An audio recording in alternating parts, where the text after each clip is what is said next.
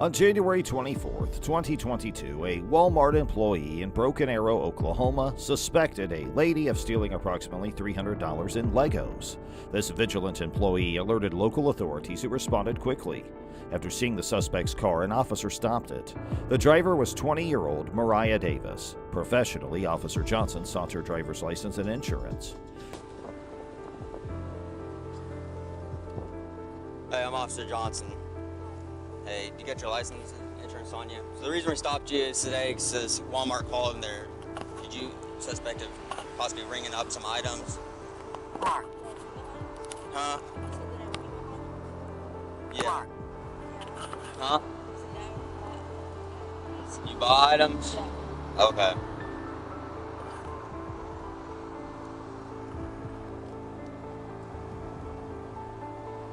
Alright. So you remember Native American tribe? Okay, just hang tight for me, alright?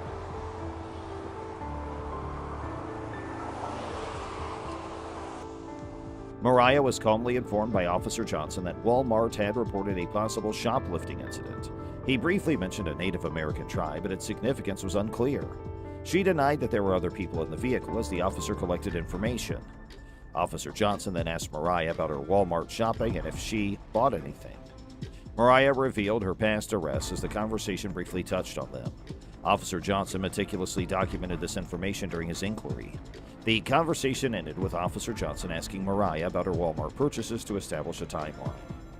An evening started with a Walmart excursion turned worrisome. An individual faced a confusing decision after leaving the store with goods. Unsure of their destination, they stopped to think. Hello. Hi. Is there anyone else in the car? No. Okay.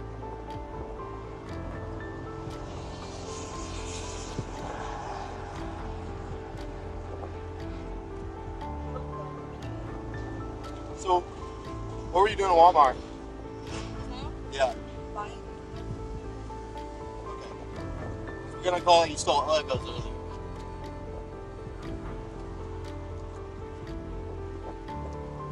Did he get your ID? Yeah, he got it. You ever been arrested before? Yeah. For what? Receiving stolen property because I was driving someone else's car. What all did you buy? Okay. Were you at Walmart earlier? Yeah, I came to Walmart, but came to left. This one? Yeah, I went to that one and 7 first. What are you looking for? A police officer approached their vehicle while they considered their options. The police, likely disturbed by what they saw, asked about the journey's purpose and wanted a receipt for the freshly purchased products. The situation escalated quickly when the officer saw strange items in the car's rear seat. Lego sets and a homemade bomb were among them. This discovery was alarming. The officer cautiously told the driver to get out and stand behind the car. The suspect was told they will be detained for further investigation. Questions regarding the car's contents revealed Xanax bars in a purse. I just like looking at the Walmart's. Did you buy anything earlier? No. Where were you headed to after you just left Walmart? To get food? Yeah. Oh, okay. Where at? Were you gonna go get on the turnpike? Or did you just stop here? No, I just stopped here. I didn't know where to stop. Oh, okay. I couldn't turn around. As anxiety rose, the officer returned to the strange item in the rear seat. It had enormous fireworks, screws, metal parts, and a menacing covering, suggesting a bomb. The officer requested assistance and told a supervisor about the dangerous scenario for public safety. The police and backup troops analyzed the device's size and threat, keeping the situation tenuous. All involved feared a devastating explosion.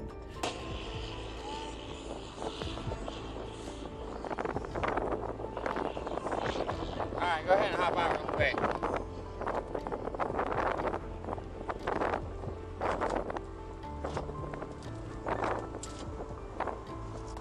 Come back here and stand by the back side of the car.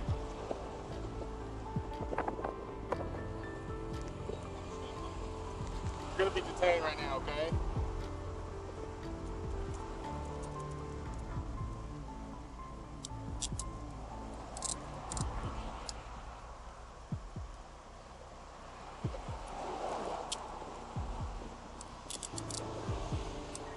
You have anything illegal in the car?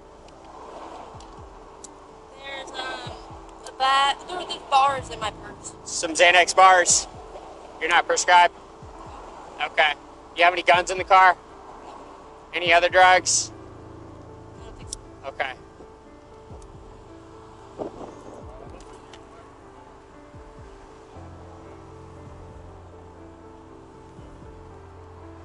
A typical trip to Walmart had become a potentially dangerous encounter, requiring law enforcers to safeguard everyone's safety.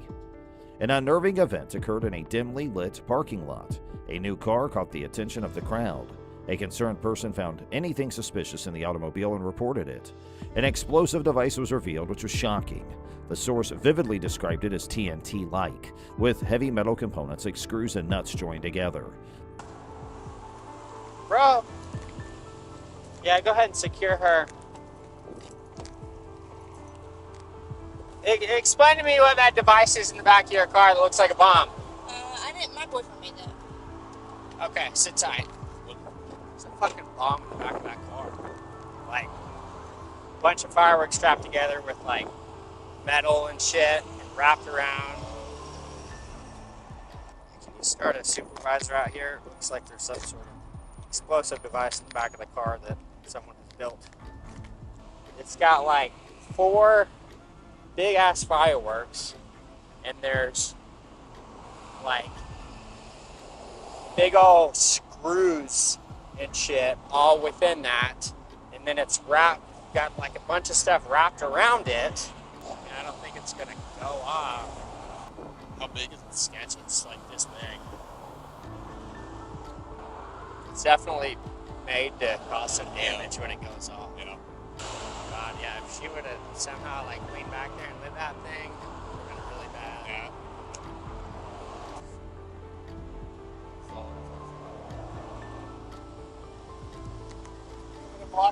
The owner's partner made this deadly mixture.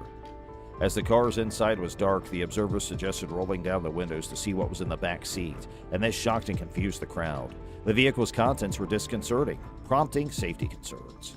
It was decided to identify the boyfriend who made the ominous invention. Questions arose about whether he had other dangerous gadgets at home. As the group considered the possibility that they had found something harmful, tension and uncertainty rose. Later, a legal caution stressed the individual's rights and right to keep silent.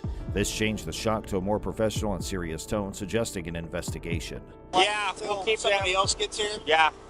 Did you say an explosive device? Yeah, it's like a bunch of, it looks like TNT, and then it's got big old metal like screws and like nuts, bolts, and then it's got a bunch of stuff wrapped around it. Did she say it was? She said her boyfriend built it. And then there's a bunch of fireworks next to it. Alright. I'll keep this lane blocked. Alright. She wouldn't even nervous or anything when you were saying to talk to her, 'cause I didn't. Kinda, she was quiet. But I couldn't see in the back window because the tent's so dark. Yeah. And I said roll it down, and then I was like, what the fuck is that? Back seat.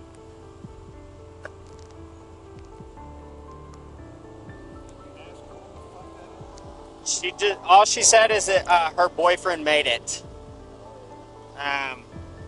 So we probably want to figure out who boyfriend is, and if there's any more at his house, maybe. All right, I'm gonna read something to you real quick, okay? You have the right to remain silent. Anything you say can or will be used against you in a court of law. You have the right to talk to a lawyer and have them present with you while you're being questioned. If you cannot afford to hire a lawyer, one will be appointed to represent you before any questioning if you wish one. If you decide to make a statement, you may stop at any time. Do you understand each of these rights? In the middle of it all, Zane emerges the lover behind the car's mysterious contents. Everyone was on edge and eager to find out what happened to this unnerving discovery. The situation unfolds with tension and concern. Mariah calls the police to report a Walmart theft, and her boyfriend, Zane Bennett, arrives on foot and appears embroiled in the drama. Mariah seems to be absolving herself by asking Zane to take the vehicle they used to get to Walmart. When law enforcement arrives, the situation escalates swiftly. Mariah was accused of shoplifting and Zane's 20.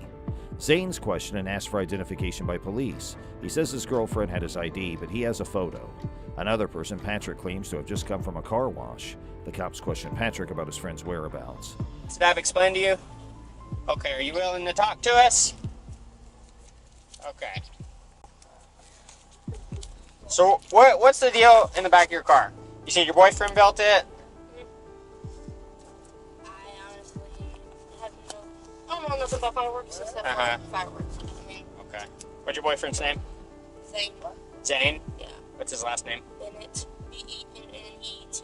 Okay. When did he make that? Or Like, yes. A couple days ago. okay, do you know why he made it or anything? I made it just for fun. The conversation becomes more serious when the officers mention a dark Dodge vehicle and worry about contacting its owner. Zane admits to making a fireworks-based bomb in a hotel room and leaving it in his girlfriend's car. The tension rises when the cops explain why they closed the area. Zane's explosive device may be deadly. They call it fireworks linked together like an explosive device. Zane claims it's innocuous and was designed to blow up watermelons. This situation is confusing, suspicious, and dangerous. The police are taking precautions owing to the perceived threat of the improvised device, though Zane denies malice. The officer's assessment of the situation and risks leaves this encounter questionable.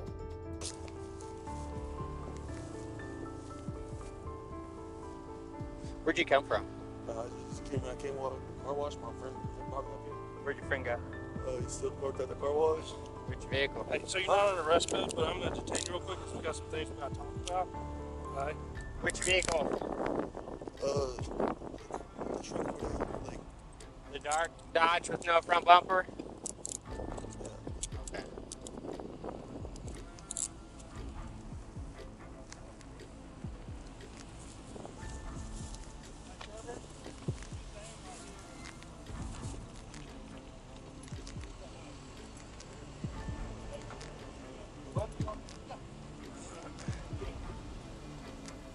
I don't know if you want to mess with it, but the truck that just dropped him off is that dark Dodge.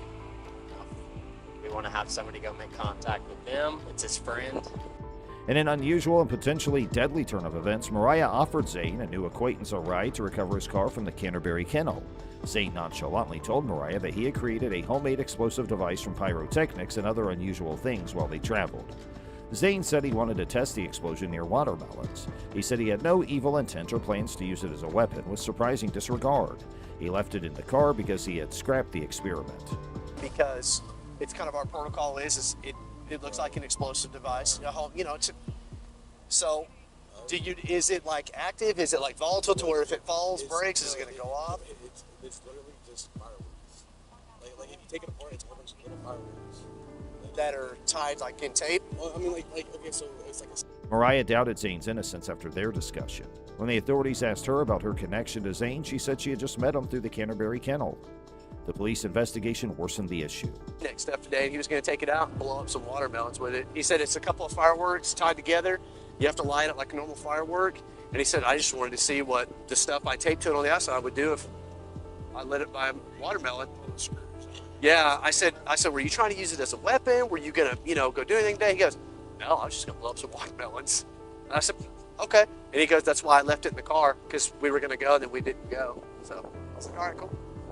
So he doesn't even seem really nervous at all about it. How's it going, bud? Good, how are you? Can you stop the truck for me? Yeah. Hey, man, how do you know that guy, Zane? Oh, I just met him. He asked me for a ride, said he needed to come get his car. From where? From up at the Canterbury. Okay, you've never met him before? Yeah, I met him. You just know I'm through the Canterbury? Sir? You know I'm through the Canterbury? Yes, sir. You stay up there? No, I don't stay there. Okay, you were just over there and he needed a ride? Yes, sir. Okay, do you have ID on you? Alright, just sit tight for a second. We'll get you out of here in a second, but we're trying to figure out what's going on with his car. What happened? There's some weird stuff in there, so we got to figure that out. And if you're good to go, you can get out of here. But since you dropped him off and he's directly related to all this, we just want to figure out who you are and if there's anything going on. Oh, okay. No, for An x-ray of the explosive device revealed pyrotechnics, fish hooks, metal shavings, screws, and rivets, which may cause havoc. Risky experimenting by Zane could have deadly results. The Tulsa Police Department's bomb team skillfully dismantled the device, preventing a calamity. I'm a Pinellas County deputy. Okay. My ID is not here, but I'm a Pinellas County deputy. This car is not mine. Do you have anything with your name on? Whose car is this? My father's. Hi. So sorry. You're fine. I put the wrong one. She said because I'm driving too fast, but I'm a Pinellas County deputy. You don't have to step out right now. I could get out, I could get in. I mean, you could come in. No. Brought them over to their house, and then I was going back to my house. Gotcha. Because I am just living my life. Espanol, but So you're Spanish? yeah. During a late-night interaction with law enforcement, Stephanie, a deputy in Pinellas County, found herself in a difficult predicament. The event took place when she was operating the vehicle that belonged to her father, which was not out of the ordinary for her. When she was pulled over for speeding, however, her journey took a detour that she had not anticipated. Do you have your ID on you?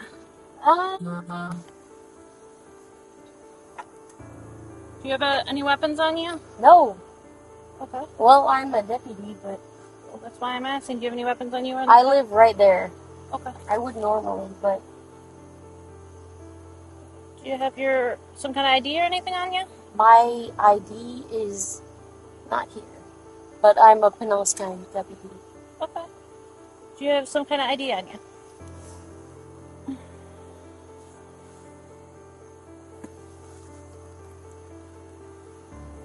The law enforcement officer who pulled Stephanie over had reasonable grounds for suspecting that she was under the influence of alcohol or drugs. Among other things, he noted that she had bloodshot and watery eyes, slurred speech, and a potent smell of alcohol on her breath. Stephanie, on the other hand, blamed her appearance on the fact that she wore contact lenses and denied that she had consumed any alcohol. Stephanie objected when an attempt was made to administer a field sobriety test. She questioned the necessity of having such tests in the first place. Stay 10-12 with her. I gotta call this man. Actually, my camera's speaking.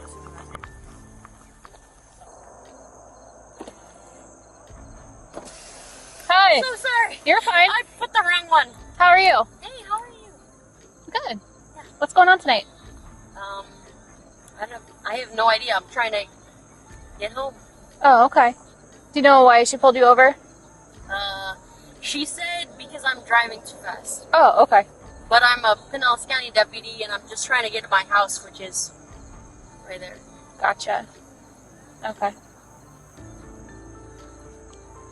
Yeah. Okay. How long you been with Esso? 5 years. Gotcha. Is that a problem? No, absolutely not. Just trying to... Yeah.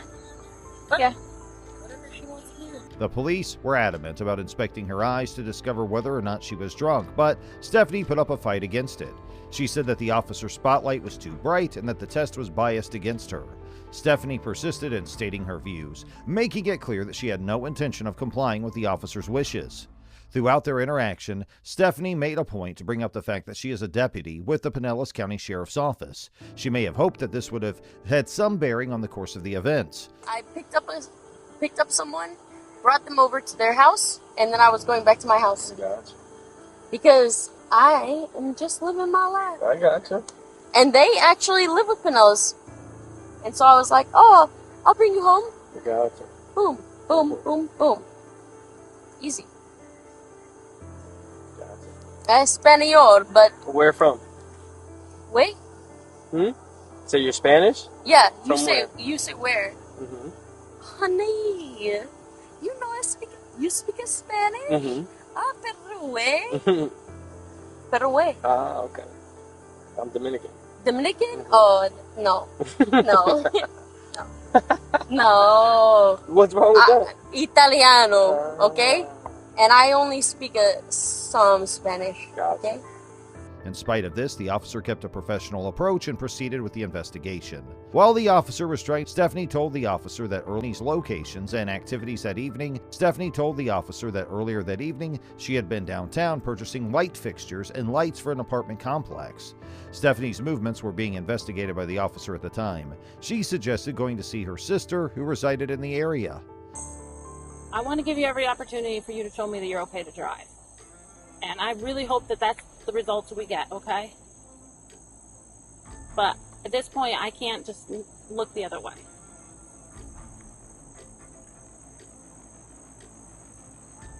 That's where you're at right now? Yeah. Can I check your eyes real quick? This is how you're doing it? Yeah. Really? Yeah. I don't have a choice. It's Yes, the same you for do. anybody else. No, yes you do. I can't treat anybody any differently. Yes you would. No. I wasn't in other people's lanes. Okay. I'm not going to argue about that. There's dash cam video and all of that, okay? But we're past that point right now. The point is you were stopped. You're showing signs of impairment. No, I'm not showing. Okay. All right. I want to give you every opportunity to show You know that what? that's not the case. I want to ask. Uh-huh. What signs of impairment was... An officer persisted in questioning Stephanie about the activity she was involved in and the amount of alcohol she consumed, but Stephanie maintained that she had done nothing wrong. As Stephanie's explanations became more evasive, the officer's tolerance began to run thin and she began to lose his trust. It's too far away.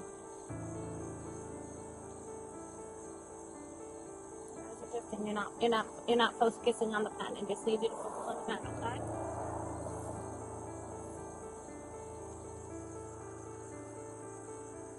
Your light is in my face. Too far up. Too far up. I can't You gotta see look it. all the way up as far as your eyes. You gotta go. Your eyes should go on as far up as they can go. Can't see any further than that. Hang out here on my pen.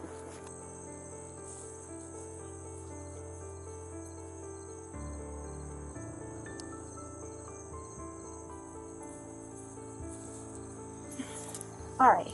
Are you able to spell your first and last name for me? Sheldty. Conigl.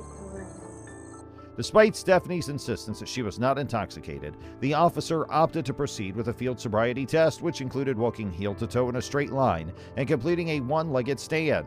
Stephanie's insistence that she was not impaired did not deter the officer. Stephanie's poor performance on these examinations was attributed to a bug as well as her choice to wear high heels. I'm saying there's not a left side, right side, depending on the schedule. Like,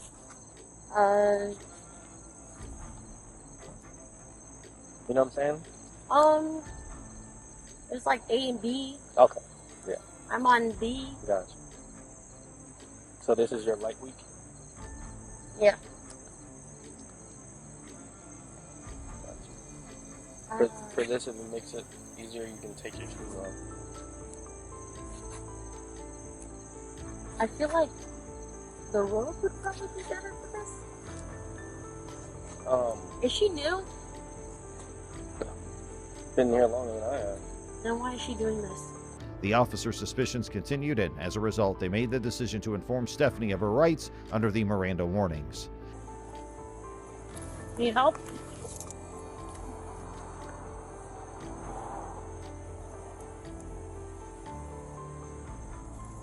Careful.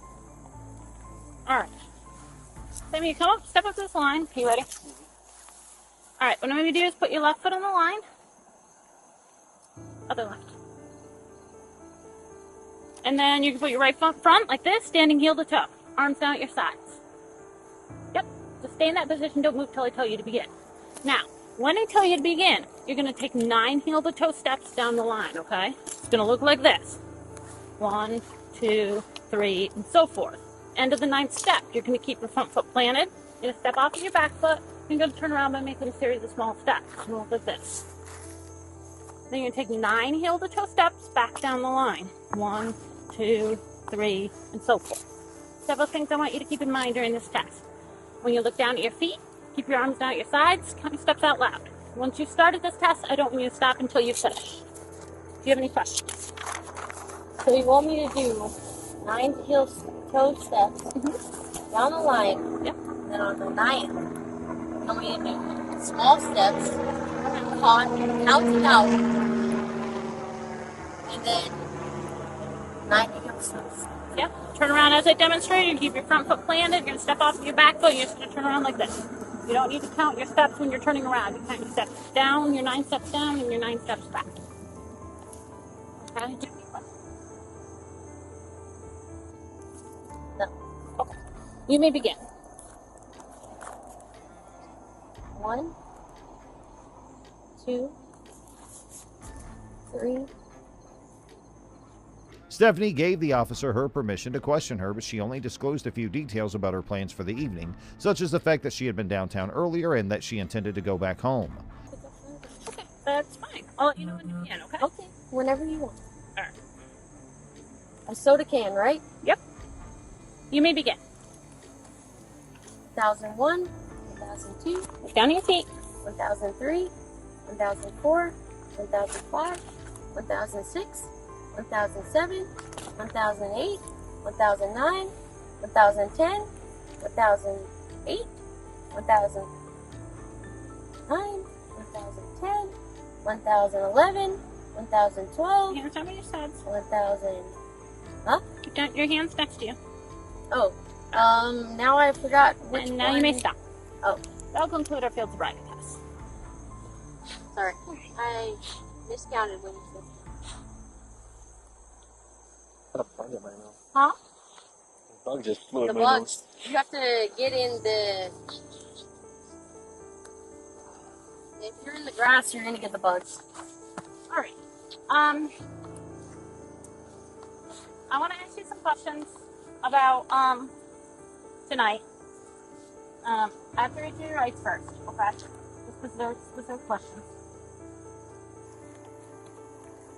After reading Stephanie's rights, the officer proceeded to investigate the incident further and attempted to get in touch with Stephanie's sister so that she could help mediate the conflict. Like pieces for your apartment. Okay. You know. Okay. You know what I'm talking about? Do you remember what it's called? I don't remember.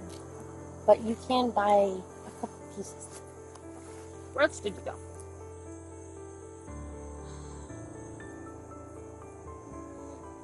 Do you remember a couple pieces of what? You're saying that it...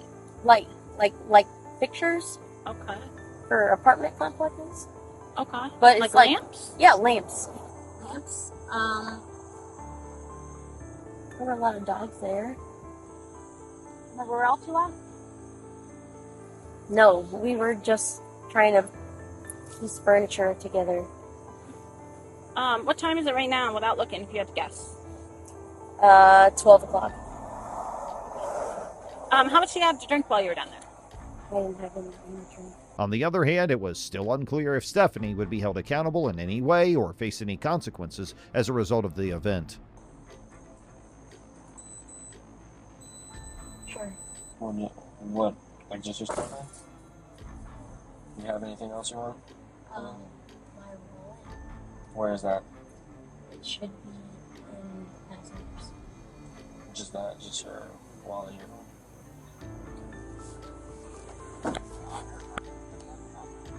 No, I know. Oh. I was gonna. Sure. What? Like just your stuff? Do you have anything else you want? My wallet. Where is that? It should be in the passengers. Just that? Just your wallet here?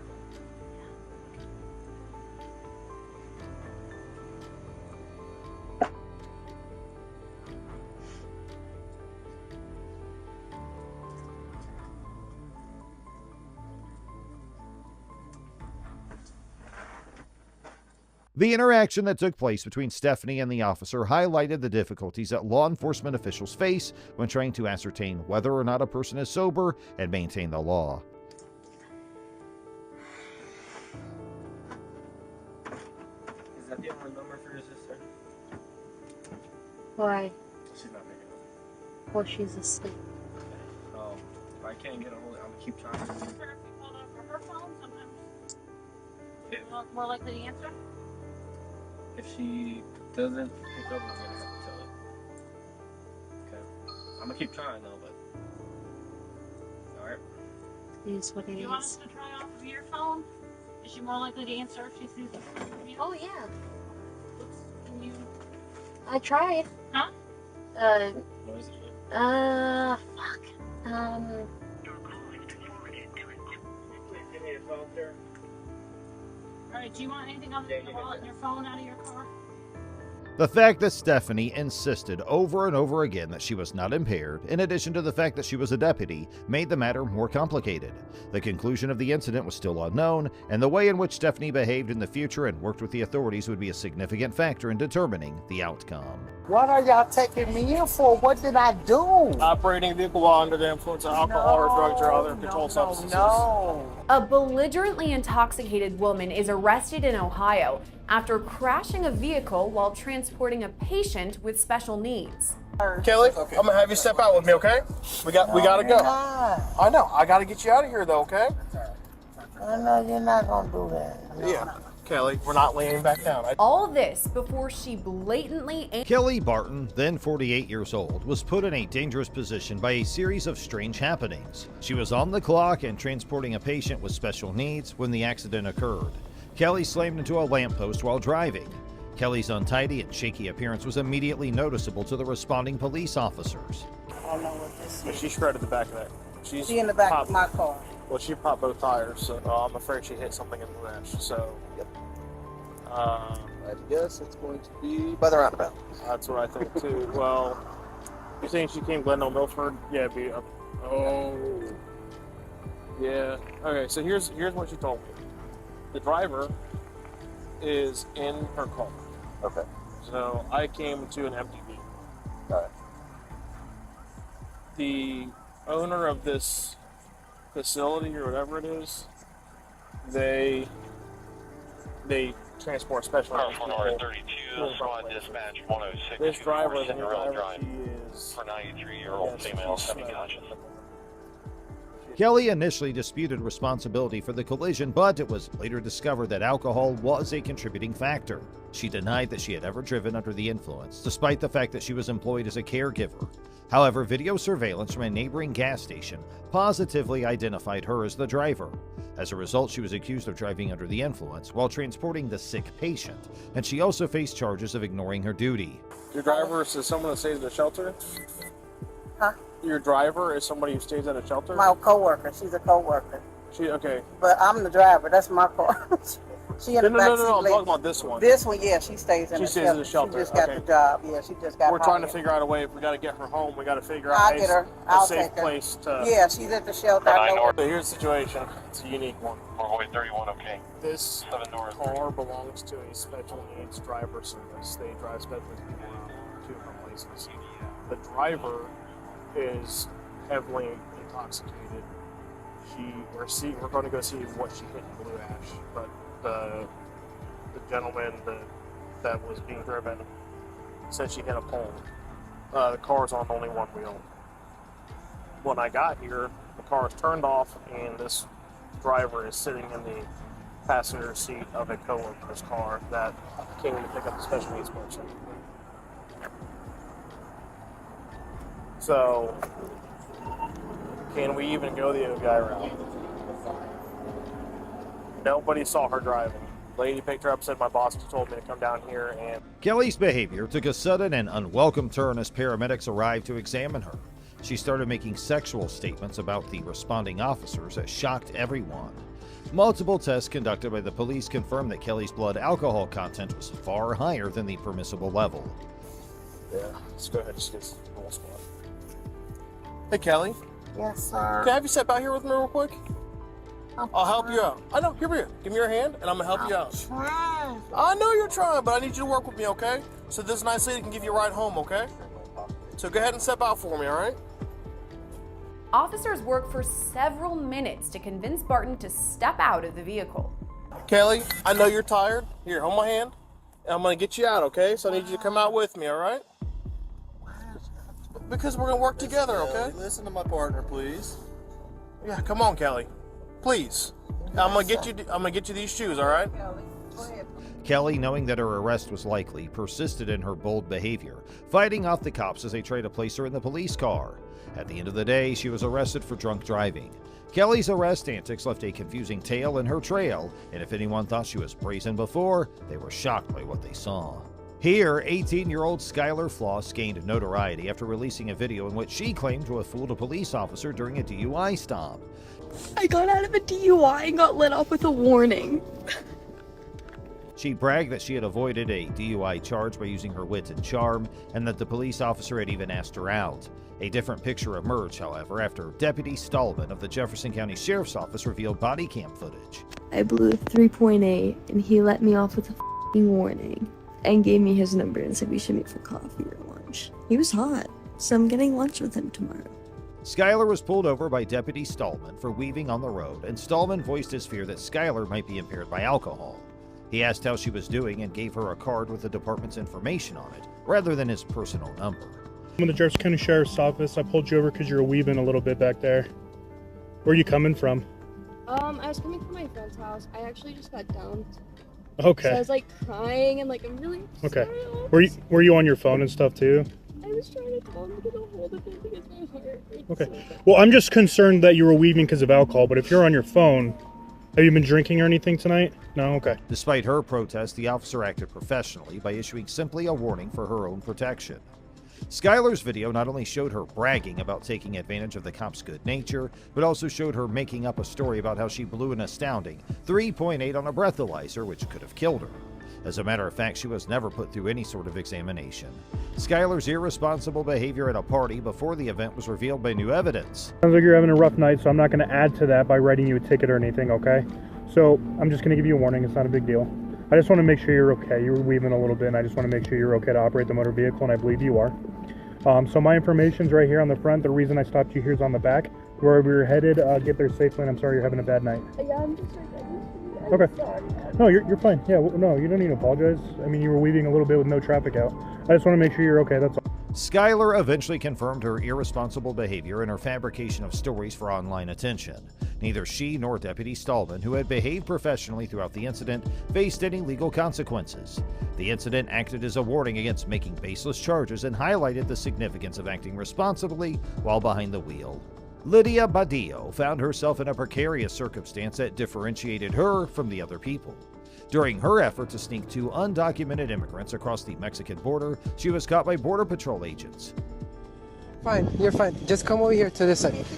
Do you have anything right here? Oh no, you want me to open it? Yeah.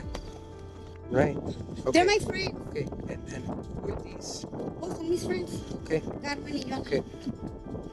Okay, are these legit?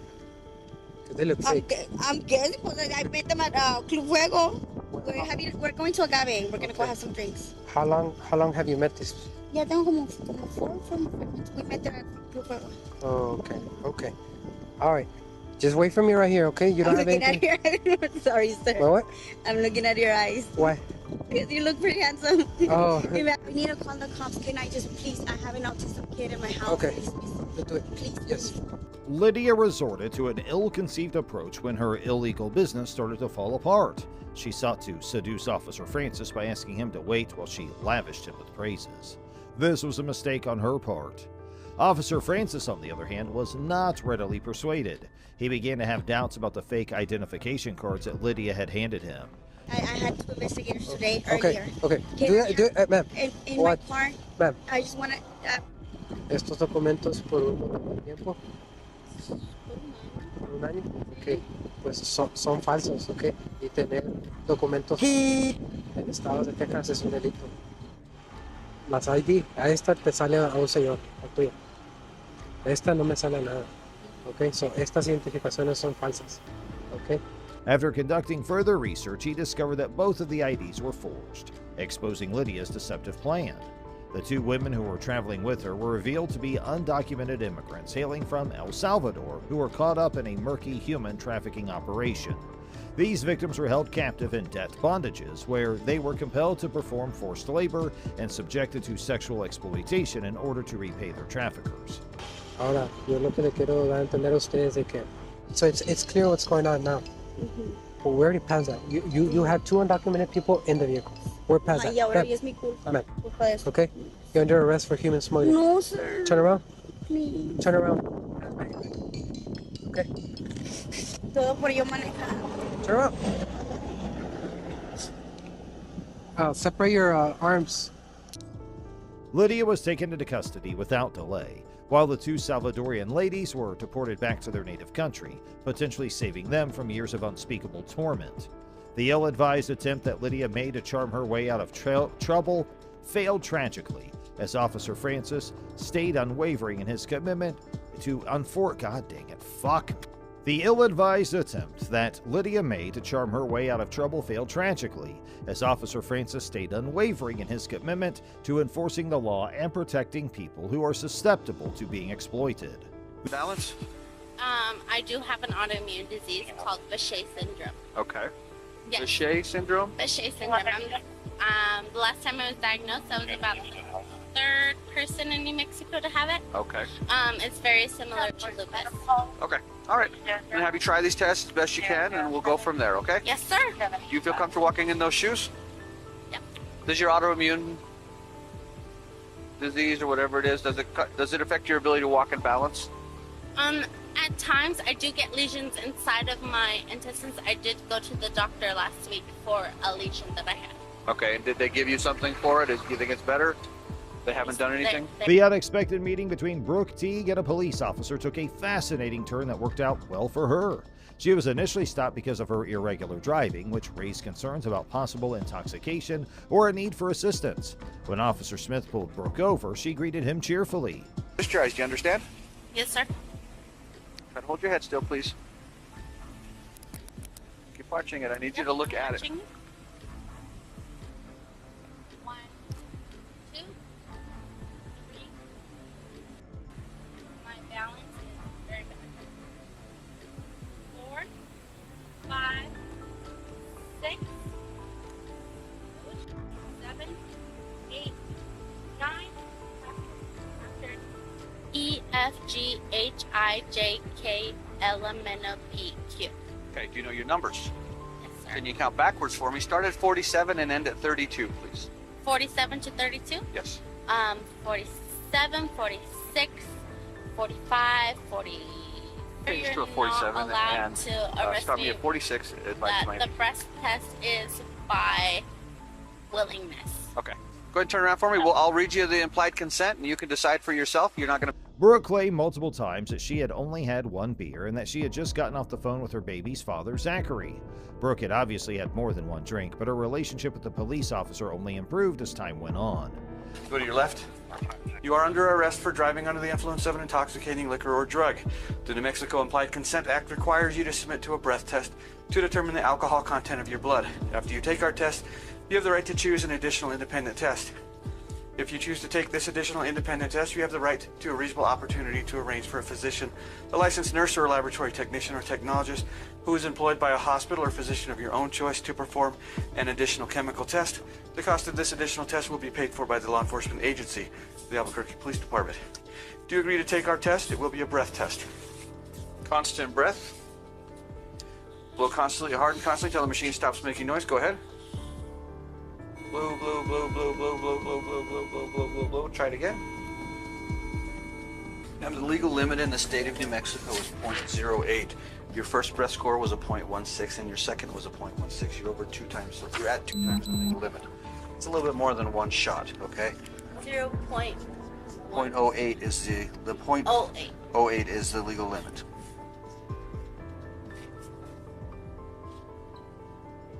You are going to be transported out to MDC where you'll be booked for DWI.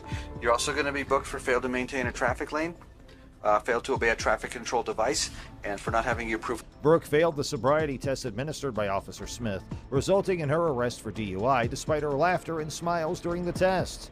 The officer remained serious throughout their conversation. We have insurance in the vehicle. Do you have any questions for me? You'll be able to make a phone call once you get processed, booked, photographed, fingerprinted. Okay, turn around for me, hands back behind your back.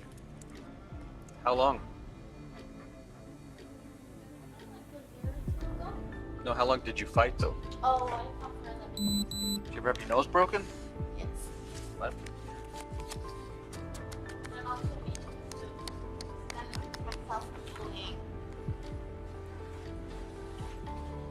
You want to talk to your mom?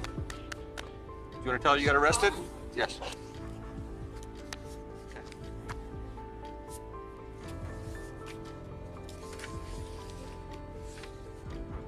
From boxing to bikini, huh? That's a good transition. I think you did the similar, didn't you? Yeah. I'm recording too, by the way. So I get super sick A blood alcohol test administered to Brooke at the police station showed that her blood alcohol content was 0.4%, over twice the legal limit. Her license was suspended temporarily, and she had to spend the night in jail to become sober.